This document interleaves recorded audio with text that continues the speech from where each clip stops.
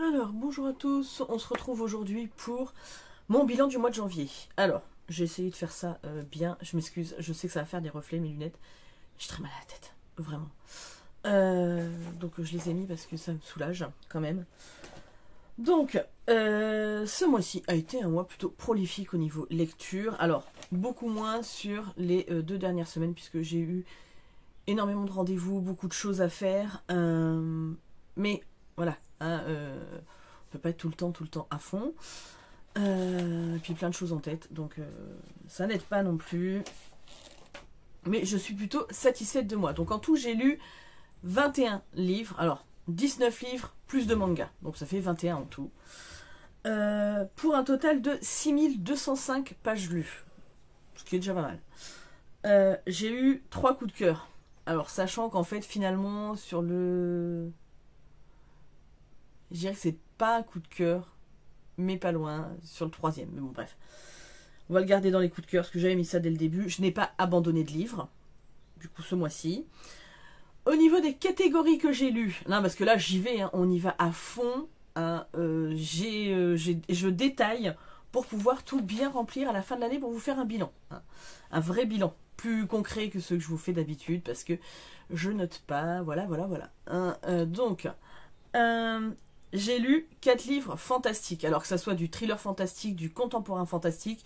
Le dénominateur commun, c'était que c'était du fantastique, donc voilà, j'ai comptabilisé ça comme ça.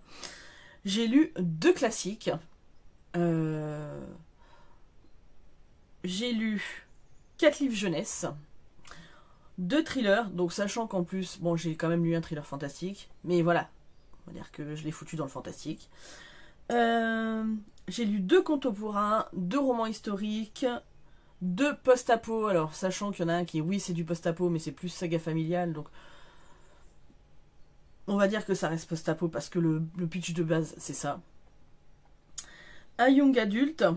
Et, en plus de ça, j'ai poussé même le bouchon plus loin pour vous dire combien de livres d'auteurs français j'ai lu. Donc, j'ai lu 9 livres d'auteurs français, un livre d'un auteur canadien, 5 livres, manga confondus, d'auteurs japonais, et 6 livres d'auteurs anglais. Voilà. Et je dis bien anglais et pas américain, puisque je n'ai lu que des auteurs anglais ce mois-ci.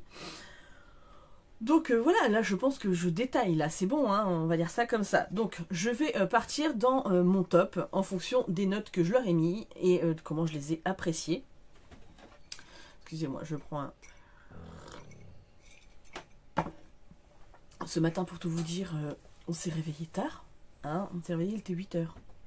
Pour prendre l'école à 8... Enfin, qu'elle prenne à 8h50. C'était chaud patate. Mais voilà, mon réveil n'a pas sonné. J'avais dû le désactiver sans faire gaffe. Et voilà. Bref, on va commencer par le livre que j'ai clairement le moins aimé durant ce mois. Et sans surprise, bah après vous avez peut-être pas encore vu le vlog. Mais sans surprise, c'est Poil de carotte de Jules Renard. Donc c'est chez J'ai lu, hein, les classiques. J'en garderai pas un souvenir impérissable. Je l'ai lu. Alors, il se lit bien, clairement. Cela dit, ça reste daté. Ça reste que il y a des choses, voilà, qui à l'époque où on est, je dis bien pour l'époque où on est, reste extrêmement problématique. Voilà. Moi je suis désolée, enfin, il y a dans ce livre, il y a en gros le pauvre Poil de carotte, même quand il fait rien, il se prend une baigne. En gros, c'est un peu ça. À côté de ça, il va torturer des animaux parce qu'on lui a dit que si tu donnes du chat aux poissons, enfin t'en avais plus ou je sais pas quoi. Enfin, c'est que des trucs comme ça. Alors, franchement, par contre, il y a quelques réflexions que Poil de carotte se fait en grandissant, lisant des livres et tout ça, qui sont hyper intéressantes. Hein. À côté de ça, je sais que c'est d'une autre époque, que aujourd'hui, c'est plus comme ça qu'on vit, mais clairement, voilà, moi, ça m'a déplu. Je suis désolée. Je sais que c'est un classique, je démonte un classique, et ben tant pis. Après, je pense que voilà, parce que Jules Renard, c'est un peu sa vie qu'il a raconté là-dedans. Ça se passait comme ça, ben mon Dieu, quoi, mon pauvre. Voilà, quoi. Et pourtant, il est d'une famille aisée, hein, puisqu'ils ont une gouvernante, machin et tout.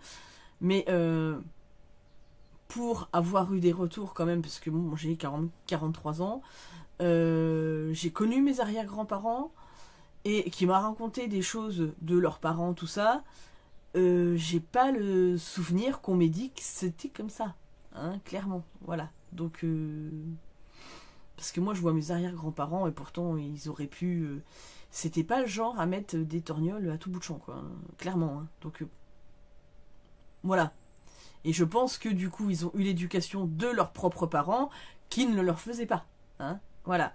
Bref, donc on va passer très vite là-dessus. Au final, c'est bon, parce que j'en parle, mais je suis désolée, je n'ai pas aimé. Je lui ai mis à peine la moyenne, parce que l'écriture est pas mal, franchement, parce que bon, Jules Renard écrit très bien. Ça s'arrête là. Voilà. Ah, et puis j'aime pas démonter les livres, vraiment, ça reste un classique, ça reste que je peux comprendre pourquoi à l'époque il a été aimé, voilà. Mais non. Ensuite, j'ai mis, alors... Je l'ai mis en deuxième position, Les Terres animales de Laurent Petit-Mangin. Donc c'est chez la Manufacture de Livres. Donc là on est dans un post-apo.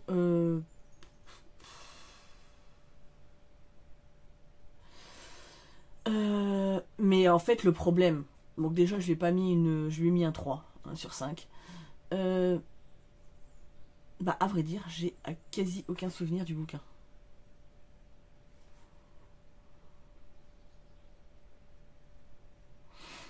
C'est juste des gens qui ont décidé de rester auprès... comment dire? Ah si, ça y est, ça me revient. Maintenant que je suis en train d'en parler, ça me revient.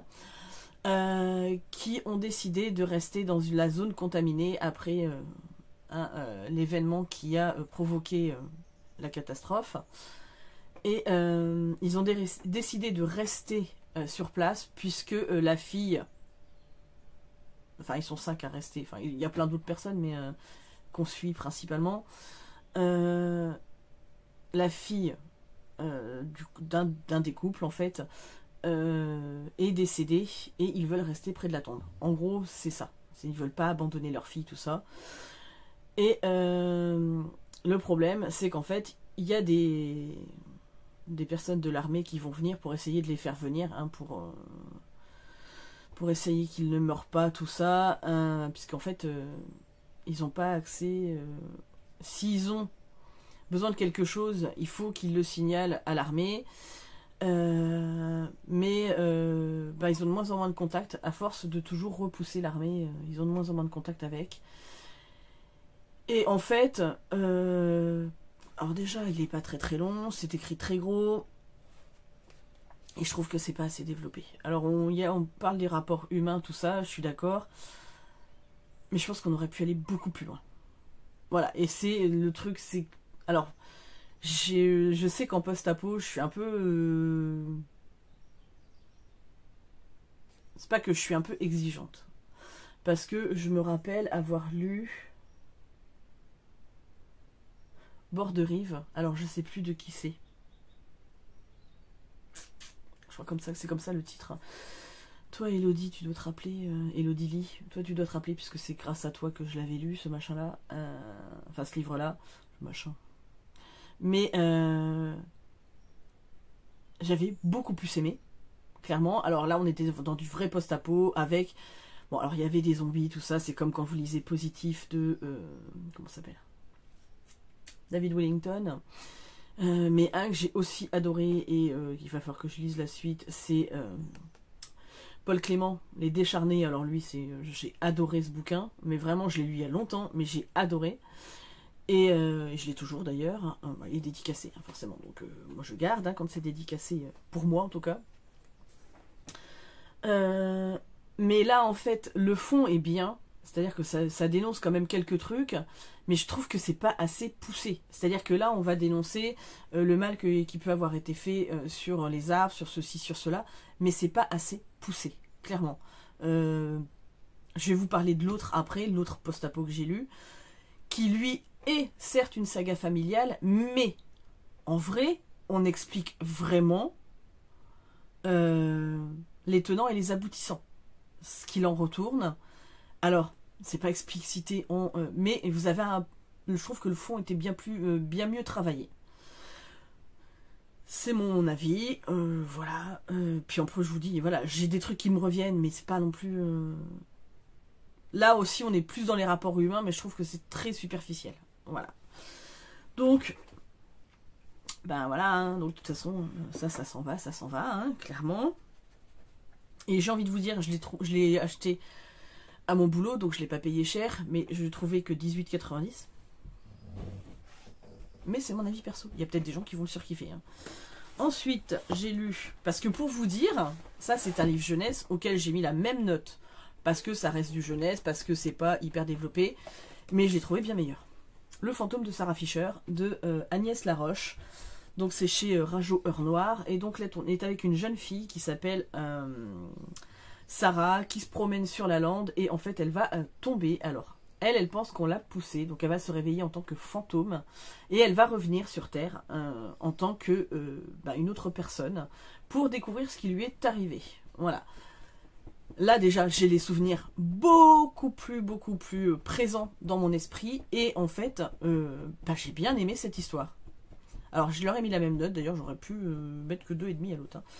Mais bref, j'ai bien aimé. Je trouve que pour les enfants, alors moi, c'est parce qu'avec mon œil adulte, il me manque des trucs. Ça aurait pu être beaucoup plus développé. La résolution, elle est trop rapide et trop simple pour moi. Mais ça reste du jeunesse et ça reste un bon jeunesse. Vraiment. Je pense que voilà, des enfants de 10-11 ans, je suis sûre qu'ils peuvent kiffer, quoi. Vraiment. Moi, c'est voilà, j'ai mon œil d'adulte. Donc forcément, il y a toujours c'est toujours un petit peu plus rapide que ce qu'on attend nous quand on est adulte. Mais franchement, niveau jeunesse, je trouve que il était très bien. Ensuite, donc, je sais plus ce que j'ai lu. Ah oui. Les contes de l'école magique. Alors, je vous le mets là. Il faut que je pense. C'est parce qu'en fait, entre deux, j'ai mis deux feuilles. Hein. Il faut que je pense à vous mettre la photo. Donc, de Philippe Barbeau. Donc, c'est un livre que ma fille a reçu à Noël par l'école. Et donc, en fait, là, c'est plein de petites scénettes où, en fait, en gros, c'est des petits contes qui se passent à l'école. Donc, c'est des petites situations avec une petite morale et tout ça. C'est tout mignon pour les enfants. Donc c'est pour ça que je l'ai mis à cette position-là. Mais il a 3,5. Hein. Parce que je trouvais que c'était mignon, c'est rigolo, c'est frais, voilà. Donc j'ai trouvé ça très bien. Il faut vraiment que je pense à vous mettre une photo. Donc ensuite, le livre de la jungle de Rudyard Kipling. Donc c'est chez Flammarion, illustré par Mina Lima. Alors, comment vous dire? C'est un livre jeunesse, on est d'accord, c'est un classique. Donc je l'ai compté dans les classiques au final. Alors, l'histoire est intéressante. On connaît tous l'histoire de Mowgli dans le livre de la jungle. Donc là, bien sûr, il y a d'autres contes qui ne sont pas que l'histoire de Mowgli, hein, bien évidemment, puisque le livre de la jungle, c'est un recueil de contes. Avec toujours une poésie, donc on sent que Rudyard Kipling, c'est un poète, en plus d'être un écrivain. Et en fait, donc j'ai beaucoup aimé les histoires. Enfin, beaucoup. J'ai bien aimé les histoires. Après, l'écriture, je trouve, parce que ça reste quand même un livre qu'on attribue souvent à la jeunesse. Jeunesse déjà avancée au niveau lecture. Parce que je mets ça à ma fille, je pense qu'elle se... Je vais prendre l'expression que tu aimes bien, Ingrid la lectrice. Tu te fais chier comme un rat mort. Voilà. Hein. Parce que je sais que ça t'a fait rire l'autre jour quand je l'ai dit. Vraiment, je pense que c'est un classique, donc c'est écrit avec une plume d'auteur classique. Et si vous faites lire ça à des enfants, je pense qu'ils vont quand même s'ennuyer. Clairement, hein, parce que le vocabulaire n'est pas le même, parce que les poésies qu'il y a à l'intérieur, c'est déjà d'un certain niveau. Hein. Je veux dire, pas tout le monde peut appréhender ça en étant... même 10-12 ans, c'est un peu chou quand même, quoi, je trouve. Alors après, il est très beau, en plus il est illustré, donc forcément, forcément, voilà, ça... Parce qu'en fait, je vais vous dire... Attends, je vais vous lire un petit passage d'une poésie.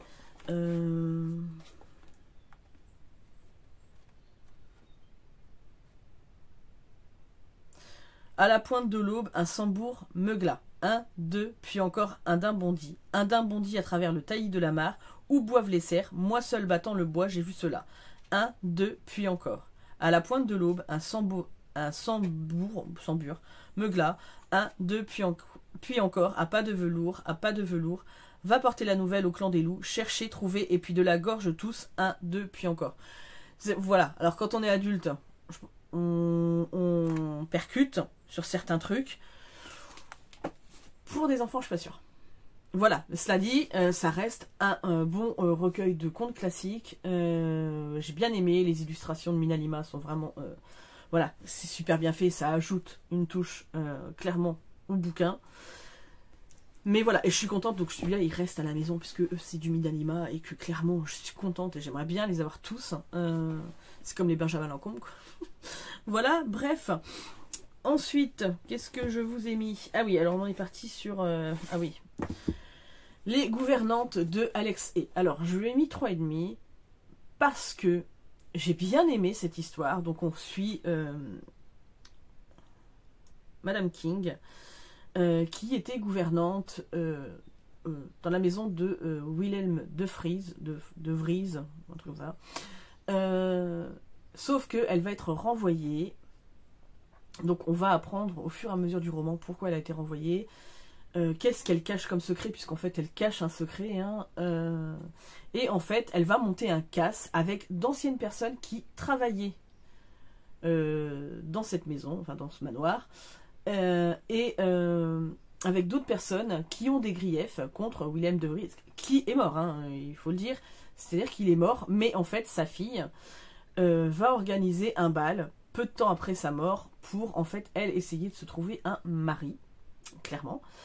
Et donc du coup elle va monter un casse, et pour que le casse se passe le jour où il y a ce fameux bal, donc pendant la réception. Donc il est très bien amené, elles vont monter ça super bien et tout. Il était sympa, franchement j'ai passé un bon moment, je peux pas dire, je me suis pas du tout ennuyée, rien, mais il m'a manqué un truc. Et je peux pas vous dire quoi, parce que j'arrive pas à mettre le doigt dessus. J'ai bien aimé, j'étais dans ma lecture vraiment, hein, j'ai bien aimé la façon dont les personnages sont traités, tout ça.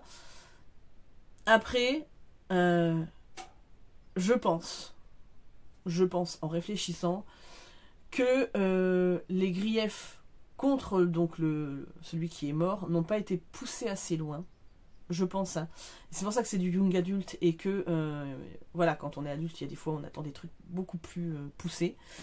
Je pense que j'aurais aimé clairement que ça soit peut-être plus développé, puisqu'en fait on connaît son secret, tout ça, on sait pourquoi elle en arrive là, pourquoi d'autres personnes en veulent à cet homme, mais ça aurait pu aller plus loin. Voilà. Donc, mais il est bien. Je peux pas dire qu'il est pas bien, parce que franchement, je l'ai lu, voilà, sans problème, et j'ai bien aimé ma lecture. Donc, mais il me manquait ce truc là, ce petit machin en plus. Voilà. Ensuite, j'ai lu Qui veut la peau de Barack et Angela de Guillaume Neil. Donc c'est pareil, parce qu'en fait l'autre c'est parce que je le trouvais pas dans la journal de ma fiche parce qu'elle en a foutu.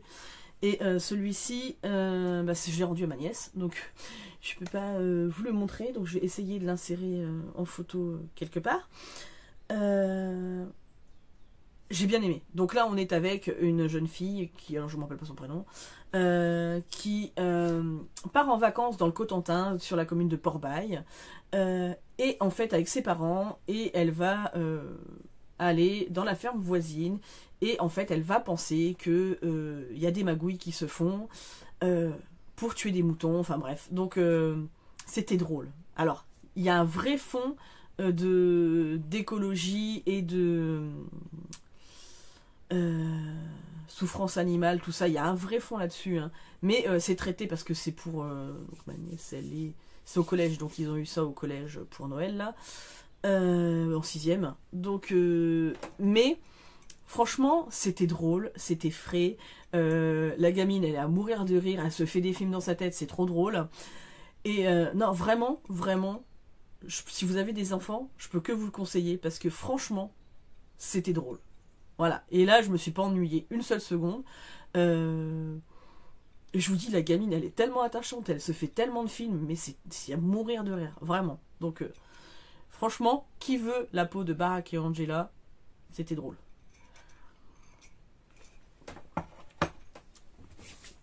Ensuite, j'ai mis un sommeil de Haruki Murakami. Donc, c'est chez 10-18. Là, on est avec une femme qui, une nuit, ne va pas réussir à dormir, clairement, et en fait, elle va se rendre compte que pendant qu'elle ne dort pas, hein, elle peut faire plein de choses. Donc, elle va reprendre, alors, si je dis pas de bêtises, je crois que c'est Dostoïevski. Je sais plus lequel de livre elle lit. Spaghetti épée? Non? Le rouge et le noir? Non, c'est Stendhal, le rouge et le noir. Bref, je sais plus. Enfin, je crois que c'est un... Ou Tolstoï. Non, c'est Tolstoï, je crois, qu'elle reprend. Et un livre, et du coup, qu'elle avait lu dans sa jeunesse, mais en fait, elle va redécouvrir le plaisir de faire de la lecture, puisqu'en fait, ces journées sont tout le temps millimétrées. Donc le matin, c'est préparer le petit-déj, emmener le gamin à l'école, faire le ménage, ensuite aller faire les courses, ensuite aller faire son tour à la piscine. Et en fait, tous les jours, la même routine. Et donc, elle va se rendre compte que là, elle peut faire des trucs pour elle, sans s'inquiéter, entre guillemets, des autres. C'est-à-dire que son mari et son fils dorment, donc elle peut s'inquiéter que d'elle-même. Voilà, donc en fait le pitch de départ c'est ça. Donc elle va rester très longtemps sans dormir, hein. C'est une nouvelle, elle est courte, hein. Elle fait 93 pages, donc c'est pas non plus... Et en fait à la fin, ce que j'ai bien aimé c'est que vous ne savez pas vraiment si vous êtes dans un rêve ou si c'est la réalité. Voilà, bref, je peux pas vous en dire plus puisqu'elle va rester longtemps sans dormir et ça va la faire cogiter, tout ça. Voilà. C'était une bonne nouvelle de Murakami. J'aime bien parce que, bon, en plus, il y a des illustrations, tout ça. Donc, bon, clairement... voilà. Clairement, ça fait du bien. Donc, ensuite... La promesse du Nil de Sophie Talmen. Donc, en fait, là, je vous mets pas s'ils sont plus ou moins bien. C'est en fonction des notes que je leur ai mis. Donc là on est avec Alexis qui était urgentiste de guerre, qui a combattu, qui s'est occupé des hôpitaux en zone de guerre, enfin bref voilà, qui va revenir blessé donc sur Brest chez sa sœur, et en fait il va trouver un poste de médecins sur une île, c'est l'île de Groix, c'est ça. Et du coup, il va réapprendre à vivre. Donc, c'est pareil, il y a des moments hyper drôles dans cette histoire. Il y en a qui sont beaucoup plus tristes. Mais c'est une façon pour lui de réapprendre à vivre. En même temps, le médecin qui lui laisse la place pour un temps, puisqu'en fait, il faut qu'il se fasse opérer. C'est pareil, lui, il est drôle, il est ronchon, tout ce que vous voulez. Et en fait, ouais, j'ai bien aimé. En fait, ça se lit tout seul. C'est pas vraiment prise de tête. C'est juste une histoire d'une reconstruction personnelle. J'ai bien aimé. Voilà. Ensuite, oh là là, et en fait, je me rends compte que j'en ai beaucoup. Je vais vous les présenter, mais eux, je l'ai pas vraiment... Enfin, si, ils ont une note. Mais Joséphine, Impératrice, volume 2 et 3, que j'ai lu. Et donc, je vais m'apprêter à lire le 4e pour terminer la saga. Je pense que je vais lire aujourd'hui ou demain. Comme ça, j'aurai terminé une saga de manga. Ce sont 4 tomes. Et je ne traîne pas, puisque le premier tome, j'ai lu l'année dernière quand même. Début d'année. Donc, il est temps que je le lise. Donc, voilà. Juste Joséphine, j'aime bien. Ça retrace... Alors, c'est très romancé. Hein. la vie de Joséphine avec sa rencontre avec Napoléon, puisque là, dans celui-ci, dans le 2, on est avec Joséphine qui perd une de ses sœurs et qui repart en Martinique, et au même moment éclate la Révolution française. Et on est dans le 3e, la rencontre de Joséphine avec Napoléon. Voilà, donc j'ai bien aimé. J'aime toujours les illustrations parce que voilà, parce que pour moi c'est Candy, c'est Lady Oscar, donc voilà. Hein, je vous en ai déjà parlé. Mais je suis très contente d'avoir cette saga, et c'est des mangas qui ne partiront pas de chez moi. Voilà, je le dis clairement, parce que je serais susceptible de les relire un jour. Voilà, donc on va arriver dans ce que j'appelle plus le haut du panier.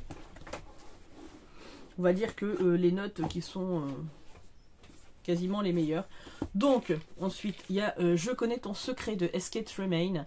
Donc, on est avec une jeune femme qui s'appelle Jo, qui est divorcée, journaliste indépendante, qui vit dans l'appartement de sa meilleure amie. Donc, je sais pas comment ça s'appelle. Truc, sous, un truc comme ça. Son appartement, il est hyper connecté. Et donc en fait, elle passe son temps à demander tiens, Electra, dis-moi quel temps il fait, Electra, mets-moi telle musique, enfin bref, ou des informations pour ses romans, ses articles, pardon. Et en fait, va venir à un moment donné la Electra, donc la fameuse enceinte connectée, va lui dire je connais ton secret. Voilà. Donc au début, elle va pas comprendre. Et en fait, va lui raconter une histoire de quelque chose qui s'est passé, un drame qui s'est passé quand elle était plus jeune, qui l'impliquait elle et sa meilleure amie, en fait. Sauf qu'en fait, plus ça va aller, plus l'enceinte va prendre le contrôle de sa vie, de son téléphone, va créer des scandales dont elle n'est pas à l'origine. Et en fait, ça vous plonge dans un... Parce que là, vous êtes au bord de la folie, hein, parce qu'elle en est pas loin, elle est au bord du suicide, hein, à se dire, mais de toute façon, plus personne ne me croit, tout le monde la rejette, parce qu'il y a des choses qui ont été dites en son nom, alors que jamais elle aurait dit ça, enfin, ni même écrit ça, hein, parce qu'en fait, il y a des choses qui sont publiées qu'elle n'a jamais écrit, et vraiment, ouais, vous êtes conduit aux portes de ce que vous pouvez supporter, vraiment. Donc... alors, je l'avais pas abandonné, je l'avais mis de côté parce que c'était pas le bon moment pour le lire, donc j'avais lu une 60aine de pages, et au final, je l'ai repris, et j'ai bien fait de le reprendre parce que vraiment, vraiment il était bon. Ouais. Si vous aimez les livres comme ça, qui vous poussent au bord au dernier retranchement de ce que vous pouvez supporter de la vie, allez-y, il est fait pour vous. Voilà. Et puis j'aime beaucoup comment écrit S.K. Tremaine, donc voilà. Ensuite, j'ai mis Cœur sucré de Cathy Cassidy. Pourquoi? Parce que j'aime beaucoup la saga des filles au chocolat. Donc lui, c'est le tome 5,5. Donc on est avec là Tommy, le petit ami de Summer, et on est avec, dans la deuxième nouvelle, Jodie, la meilleure amie de Summer. Voilà, je vous en dis pas beaucoup plus. C'est très très court. Mais voilà, ça reste frais, ça reste les filles au chocolat, ça reste que j'adore cette saga. Donc voilà, donc pour moi, voilà, que vous dire, à part que c'était bien. Voilà, bref. Ensuite, on arrive donc au dernier jour de Paris de Nicolas d'Étienne d'Orve. Donc c'est chez le club Françoisière, je crois. Là, on est avec Sylvain, oui c'est ça, c'est le nom de mon mari. Bref. Comment dire, qui est écrivain, qui est prof d'université, qui va se retrouver au cœur d'événements dans Paris, pardon, où il y a des enfants qui sont enlevés, des gorilles blancs qui disparaissent, enfin des singes blancs, pardon, qui disparaissent. Et va remonter une histoire à la surface de peuples qui auraient vécu là avant et qui auraient fondé en partie la ville de Paris. Donc plein d'événements qui se passent, qui s'enchaînent, plein de catastrophes naturelles, enfin naturelles entre guillemets, mais ouais, voilà, vous êtes dans ça, dans un espèce de complot, de choses qu'il ne faut pas dévoiler. Vous allez, enfin on va comprendre qui est Sylvain vraiment, parce qu'en fait même lui finalement ne le sait pas. Il va se rendre compte que sa mère lui cache des choses, puisque elle tient le muséum d'histoire naturelle au Parc des Plantes, enfin voilà. Et c'était passionnant, vraiment. Vous vous retrouvez, c'est vraiment passionnant. Et je peux que vous conseiller de lire cette histoire. Alors oui, c'est du fantastique, mais vraiment, vraiment, j'ai beaucoup aimé. Désolée. Ça ne va jamais en finir, cette vidéo. Je suis déjà à 30 minutes. C'est pas grave. Allez. C'est parce que j'ai beaucoup de lecture. Il y aura des mois où il y aura moins de lecture.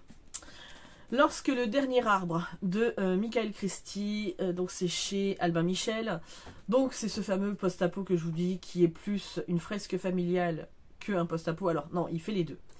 C'est-à-dire qu'en fait, on se retrouve au début avec, elle s'appelle comment ouais, Jack. Donc c'est Jacinda, son vrai prénom, mais elle se fait prénommer Jack, qui travaille dans la cathédrale de Greenwood. Puisqu'en fait c'est une botaniste, donc elle est fascinée par les arbres, c'est son truc, elle adore ça.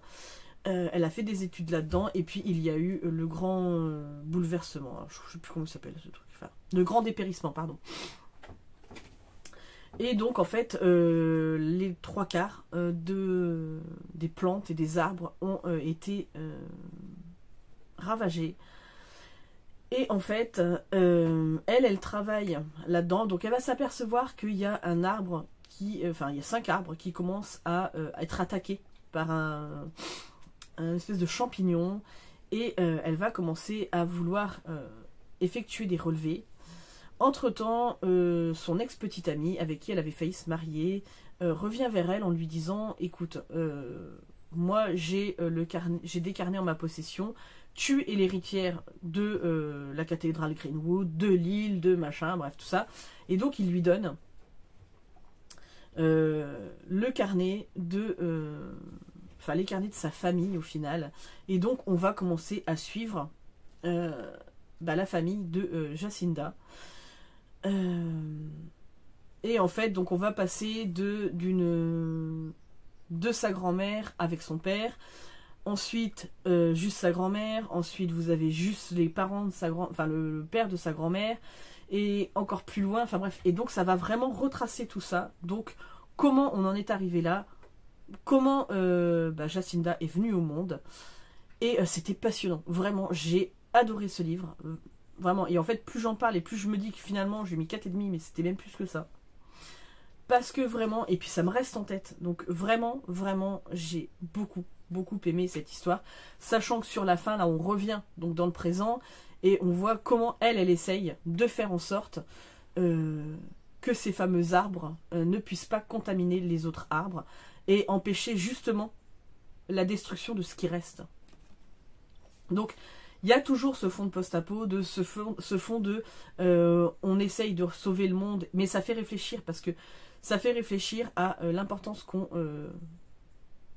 les arbres pour certaines personnes, pour certaines familles, comment ça a pu les faire vivre, mais ça va au-delà de ça. C'est ils sont là pour nous, hein, c'est notre poumon, hein, faut le dire, hein, c'est le poumon de la planète, donc voilà. Mais vraiment, vraiment, j'ai beaucoup aimé cette histoire, clairement. Ensuite, donc, Surface de Olivier Nourek, donc j'ai c'est sûr qu'il fait ma lecture. Vraiment, premier Olivier Nourek que je lis, ça ne sera pas le dernier. Donc on est avec une flic, je ne sais plus comment elle s'appelle, c'est pas grave, on va chercher, qui a été défigurée puisqu'elle s'est pris une balle dans la tête suite à ils essayaient d'arrêter un trafiquant de drogue. Donc elle va être soignée et plus personne n'en veut vraiment en fait, parce que ça renvoie à l'échec de l'arrestation, ça renvoie le fait que ils n'ont pas réussi à la protéger. Donc elle va être envoyée dans un petit village dans... c'était où qu'elle va? Dans les Vosges, non? Les Alpes, je ne sais plus, bref. Dans un petit village de montagne, hein, on va dire ça comme ça. Et donc là, en fait, elle a clairement pas envie d'être là, hein, parce qu'on lui a dit, pour la faire partir là-bas, vous allez voir si l'équipe qui est en place est nécessaire ou si on ne peut pas fermer le commissariat. En gros, puisqu'il y a déjà la gendarmerie pas loin, est-ce que vous êtes, enfin, on est obligé de conserver ce commissariat-là, machin et tout. Sauf que dans l'entrefaite, il va se passer des événements qui font que bah, ça va remonter à la surface. Voilà, donc elle va être prise dans cette enquête. Et non, c'était passionnant. Olivier Norek, il a ce truc de... Tu sens hein, qu'il a été dans la police, quoi.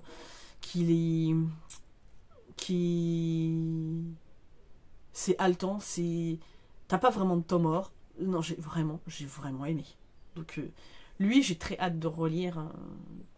Voilà, j'ai Code 93, là, dans ma palle. Donc, je pense que... J'en ai plusieurs, hein, mais je pense qu'il va y passer. Je crois que c'est le premier de sa trilogie, ou je sais pas quoi. Bref, il va y aller. Un bûcher sous la neige de Suzanne Fletcher. Donc lui, je l'ai terminé hier. J'ai adoré ma lecture aussi. On est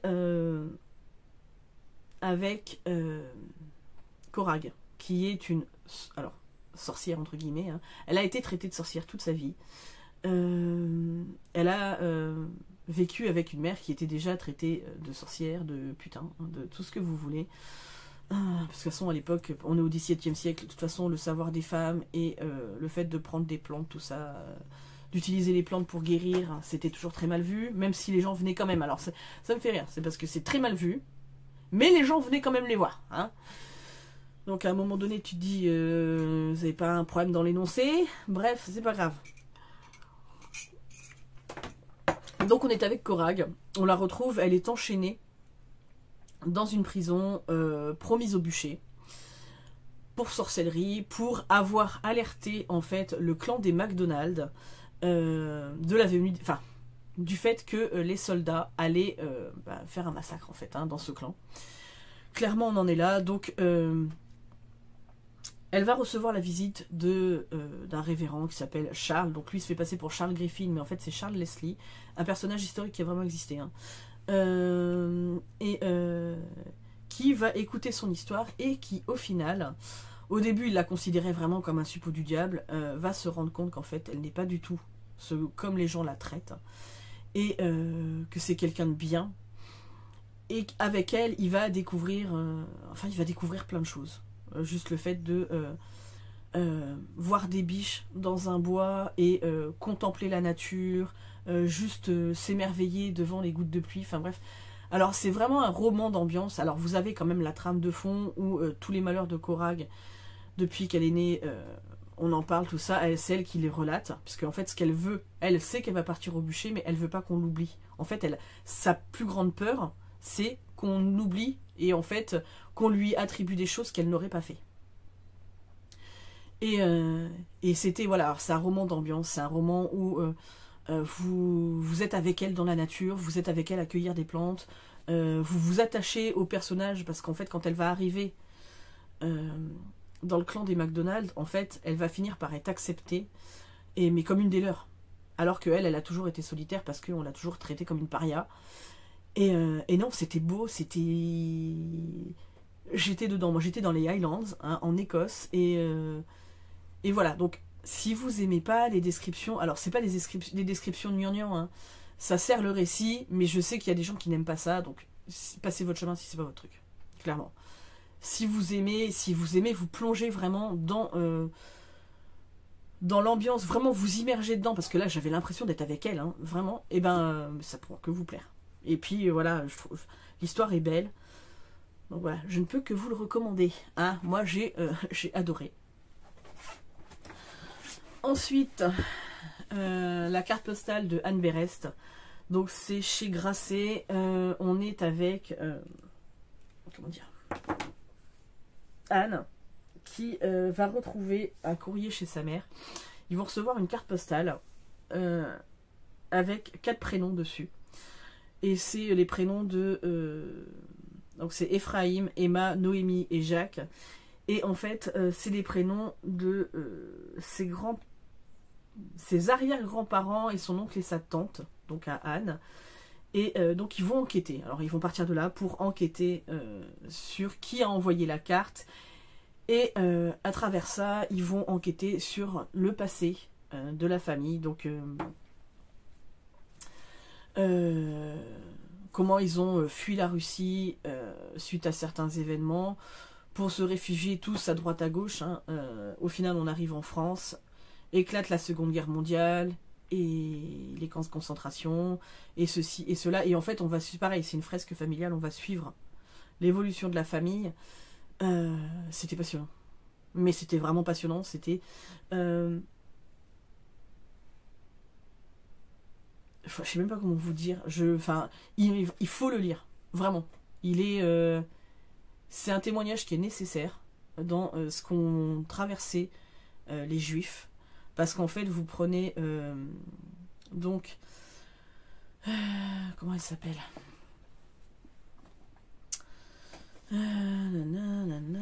voilà, Myriam, puisqu'en fait c'est la grand-mère de Anne. Vous suivez Myriam et son père, donc qui est Ephraïm, qui voulait être intégré français, qui voulait obtenir la nationalité française, qui faisait tout pour être de bons Français. Alors, quand je dis bon Français, c'est pas du tout péjoratif, hein, mais c'était pour être intégré,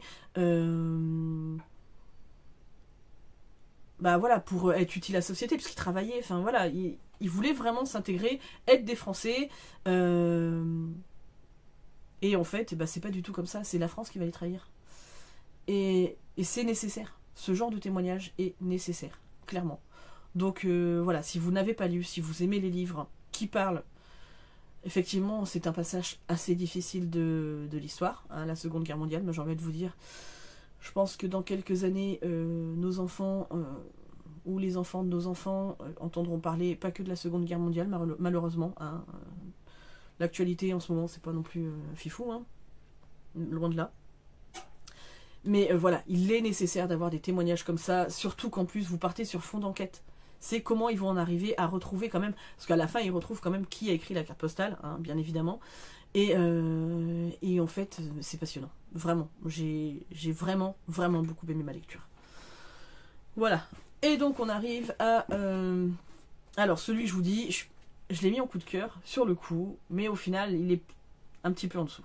Donc on va dire que c'est un petit coup de cœur, sachant que la carte postale est un petit coup de cœur aussi, hein, et pas que la carte postale finalement, parce que en fait tous ceux que je vous ai dit là jusqu'à lorsque le dernier arbre, vraiment vraiment ça a été les plus belles lectures de mon mois. Donc la 9e pierre de Kylie Fitzpatrick, donc c'est chez Actes Noir Actes Sud. Donc on a avec une jeune femme, Sarah O'Reilly, qui est orpheline, qui va travailler pour un journal, qui va faire la connaissance de Lady Cynthia Herbert. Et en fait, leur enquête va les mener en Inde pour découvrir certaines choses, découvrir qui a commis certains meurtres, puisqu'en fait c'est un thriller, hein, quand même. Thriller fantastique, mais thriller quand même.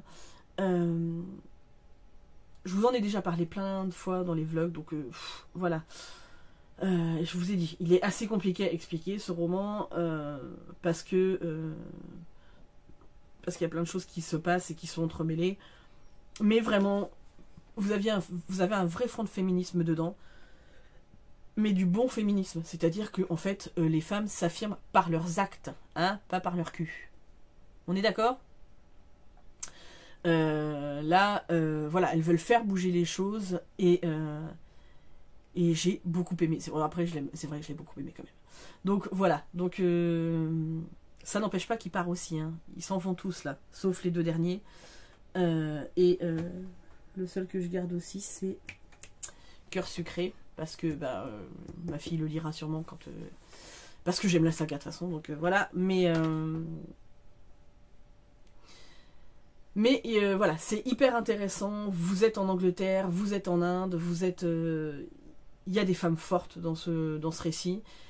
Et je ne vais pas vous en dire plus parce que c'est compliqué, mais c'est super. Et ensuite, mes deux derniers coups de cœur, donc... Tant que le café est encore chaud de Toshikazu Kawaguchi, donc c'est chez Le Livre de Poche. Je remercierai jamais assez ma cousine de me l'avoir fait découvrir. Voilà, donc on est avec un café qui s'appelle le Funikuli Funikula, où les gens viennent Et en fait, s'ils s'installent à une certaine place et qu'ils prennent un café, ils peuvent revivre certains événements qu'ils ont vécus, mais qui ne changeront rien à leur présent. Désolée, on croirait que j'ai chialé. Non, j'ai juste toussé. Hein. Donc voilà, donc on va suivre 4 histoires. Donc c'est des histoires qui sont mêlées. Hein. Voilà.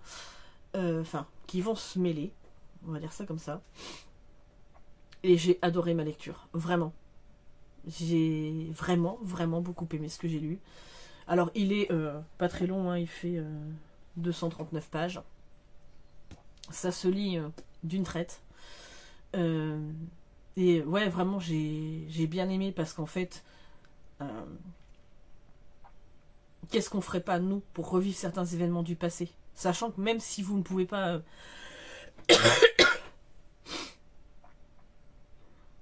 même si vous ne pouvez pas changer les choses, mais quand même. Voilà. Donc, celui-ci, et puis, bref, bon... alors, les deux, hein, c'est des coups de cœur, hein, parce que les deux, j'ai chialé, de toute façon. Mais, on va dire que lui, il a été un chouïa au-dessus encore, parce que lui, j'ai chialé toute la dernière partie du roman, quoi. Les Mémoires d'un chat de Hiro Arikawa, donc c'est chez Babel. Et c'est juste une merveille, ce livre. Vraiment. Donc on est avec un chat de gouttière qui mène sa petite vie hein, tranquille. Et en fait, il va toujours se mettre sur le monospace d'un jeune homme qui s'appelle Satoru. Et en fait, un jour, il va être renversé par une voiture. Il va ramper jusqu'au monospace, miauler, jusqu'à ce que Satoru l'entende et l'emmène chez le veto. Et finalement, il va l'adopter et l'emmener chez lui. Donc en fait, il va l'appeler Nana, parce que sa queue fait un espèce de 7 là, je crois. Parce que en fait, son ancien chat s'appelait Hachi, qu'il avait dans sa jeunesse, et enfin ça veut dire 8. Et il était exactement pareil. Voilà, c'est exactement le même chat. Donc celui-ci va l'appeler Nana. Donc 8, 7. Bref, c'est pas très original, mais quand même. Bon, au début, ça lui plaît pas trop à Nana, parce que c'est un prénom de fille, hein, quand même, Nana. Mais ils vont vivre leur petite vie, tranquille, tout ça. Et puis, en fait, jusqu'au moment où, en fait, Satoru va lui dire « Je suis désolé, Nana, je vais être obligé de me séparer de toi. » Et donc, il va vivre... il va essayer de lui trouver une nouvelle famille. Donc, il va aller dans plusieurs endroits, chez plusieurs personnes qu'il a côtoyées tout au long de sa vie. Et à chaque fois, donc, ça permet à chacun aussi de se remettre en question, de se rappeler tous ces bons moments. Et en fait, c'est à la fois très triste, mais à la fois c'est tellement beau, parce que malgré tous les événements qui se sont passés dans sa vie, parce que Satoru, il a quand même eu une vie... il a perdu ses parents jeunes, hein, qui sont morts dans un accident de voiture, et il garde la joie de vivre. Et non, c'était juste beau. Et en fait, vous avez Nana qui est à côté de ça, mais il est trop drôle. Parce qu'en fait, vous avez l'histoire de Satoru, mais en même temps, vous avez toutes les réflexions de Nana. Et c'était juste beau. Voilà, je peux que vous le conseiller. Il est tellement bien, ce bouquin. Voilà, bref. C'était mon bilan du mois de janvier, qui a été encore très long, quasiment 50 minutes, formidable. Mais du coup, toutes ces lectures, j'ai validé 18 catégories de mon challenge Zoo en folie. Donc, je suis très contente. Voilà, bref. Et je n'ai pas utilisé de bonus. Donc, c'est une bonne chose. Voilà. Bah écoutez, j'espère que ce bilan vous aura plu. Ça a été très long, mais voilà. J'aime bien, ça me permet aussi, moi, alors c'est autant pour vous que pour moi, de, si j'ai besoin de me rappeler des choses dans l'année, eh ben... j'aurais juste à regarder la vidéo. Voilà, je vous fais d'énormes bisous. N'hésitez pas à commenter, à me dire si vous avez lu certains de ces romans, ce que vous en avez pensé. Et puis voilà, moi je vous fais de gros bisous. Je vous dis à très très vite pour une prochaine vidéo.